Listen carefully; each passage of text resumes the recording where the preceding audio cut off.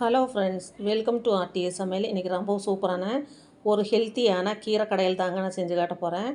அதுக்காக நான் சாரணக்கீரை அப்படிங்கிற அந்த கீரையை நான் பொரிச்சிட்டு சுத்தம் பண்ணி எடுத்து வச்சுக்கிறேங்க. இது மூக்கரட்டாங்கீரைன்னு சொல்லுவாங்க. இதுக்கு தேவையான அளவு 2 பெரிய வெங்காயம், காரத்துக்கு அளவாக பச்சை மிளகா, ஒரு தக்காளி பழம் எடுத்துக்கிறேங்க.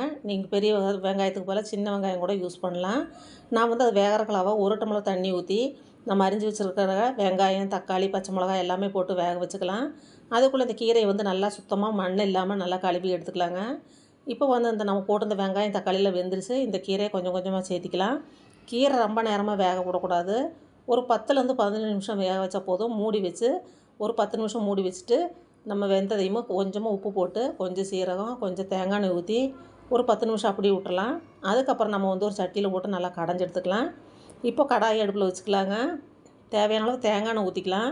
தேங்காய் எண்ணெயில் தாங்க தாளிக்கணும், அப்போ தான் டேஸ்ட்டாக இருக்கும். கொஞ்சம் கடுகு, ஒரு பெரிய வெங்காயம் பொடி பொடியாக கட் பண்ணது, வரமிளகா போட்டு நல்லா வதக்கி விட்ட பின்னாடி நம்ம கடைஞ்சி வச்சுக்கிற கீரை அதில் சேர்த்து நல்லா கொதிக்க விட்டுறலாம். ஒரு கொதி வந்ததையும் நிறுத்திட்டோம்னா சூப்பரான கீரை கடையில் அருமையாக ரெடி ஆகிடுச்சு. இன்றைக்கி மதியம் எங்கள் வீட்டில் இதுதாங்க.